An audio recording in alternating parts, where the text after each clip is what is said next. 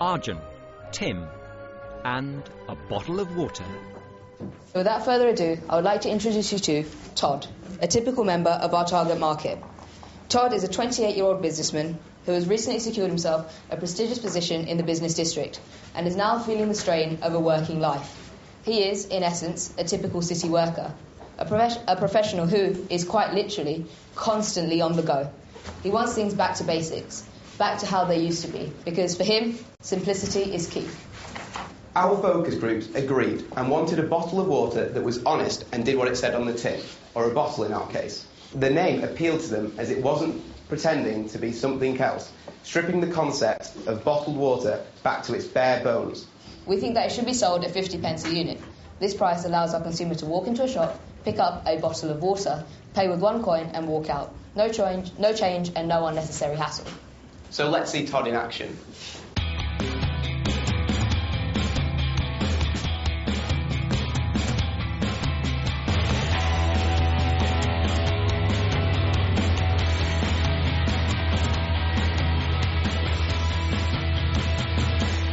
All he needs is a bottle of water.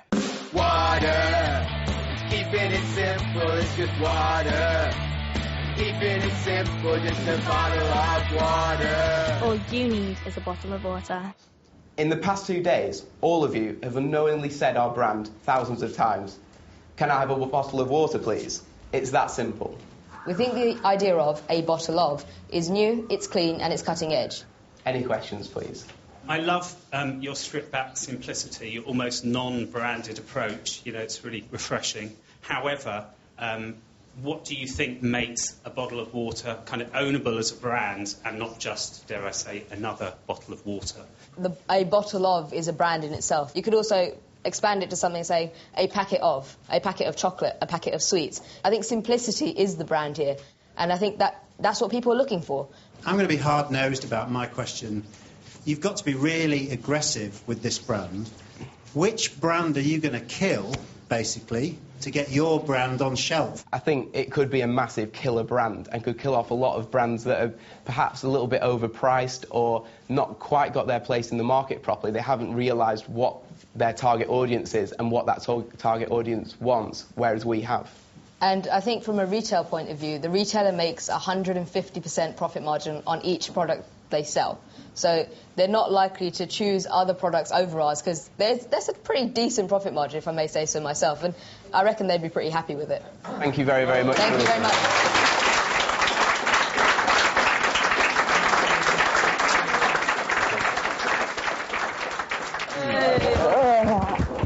Wicked, man. Well done, Tim. Well done.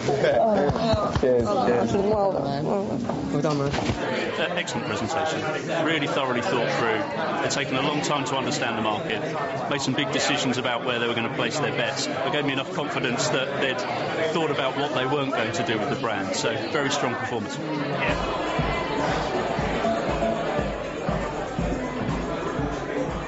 6 doors up, the scene is set for Drip Drop. It's Zoe and Kirsty's turn.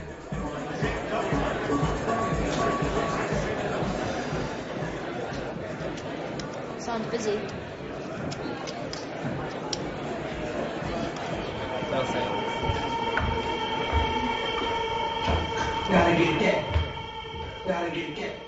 Good evening, ladies and gentlemen, and welcome to the launch of Drip Drop Water.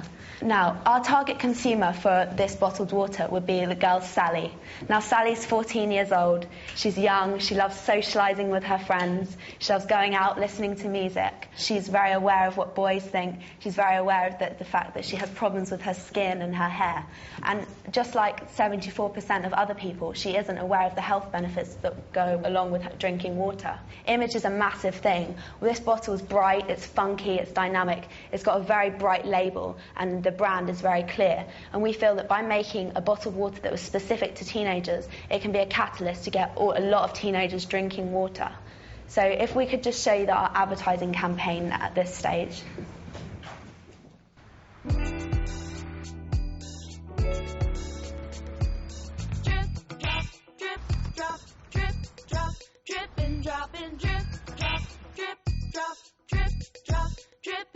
To make it to the top, you gotta drink, drip, drop. drop. To make it to the top, you gotta drink. Haha, too slow, guys. Thanks. Drip, drop, drip, drop, drip, drop, drip and dropping. Drip drop, never stop. Teenagers want to fit in with trends, but they also want to show that they are starting a trend. They want to have the latest thing everyone wants. Our product has ozonated water. This is brand new to the UK market, and therefore the teenagers would really want that as something new to show off to their friends. As this is a new product and it's aimed at teenagers, we've gone for 65p for the bottle, and we feel for the size of the bottle, it's a very good and competitive price. We're really excited about the product, and we just want to tell you, drip drop, never stop.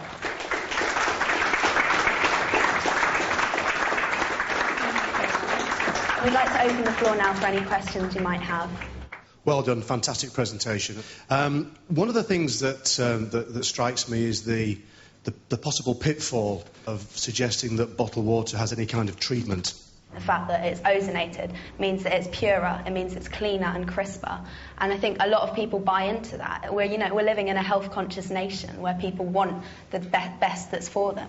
And I think people would definitely buy into the fact that it's ozonated. The teenagers want to find something new, something original that they can show off to their friends. It's a new type of water to the UK market. So that's the sort of approach we were going for. I think your positioning is quite interesting. I think there isn't anything out there for that target, so well done. I think the presentation was really good.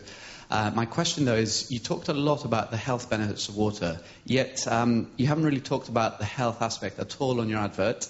And when I look at the label, my first thought, I'm afraid, is petrol, because of the black writing and the black drops. Can you help me get over those fears, please?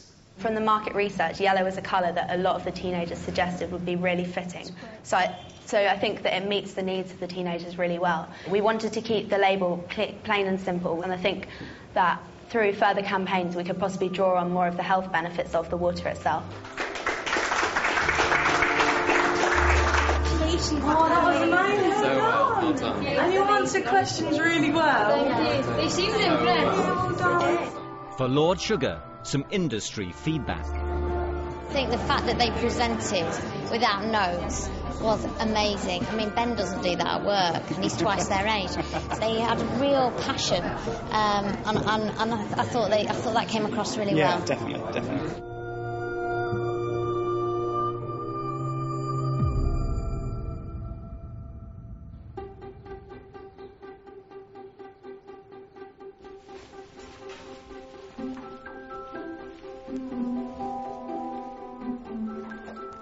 At the end of the final, when we finished the pitch and went downstairs, it nearly got too much for me. I was quite emotional at that stage, like holding back the tears in a way, because it all came down then. It was like, wow, look what we've just done. The process is over and I don't want to leave.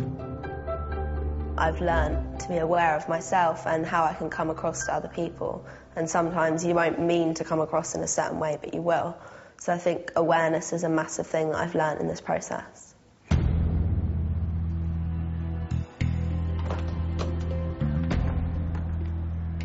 For one last time, Tim, Arjun, Zoe and Kirsty head for the boardroom. At stake, a £25,000 prize fund to kickstart a career in business. I've learnt so much from this process. I think I've learnt to be such a more objective person. I try to approach things from a different angle now. I think I try to take in consideration what other people think and then work more as a team player, whereas before I was quite an independent worker.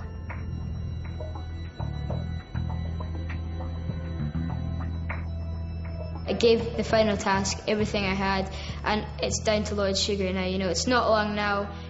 He might still not know his decision, but I just hope he's thinking, oh, yeah, Kirsty, she's the best one, I gotta let her win.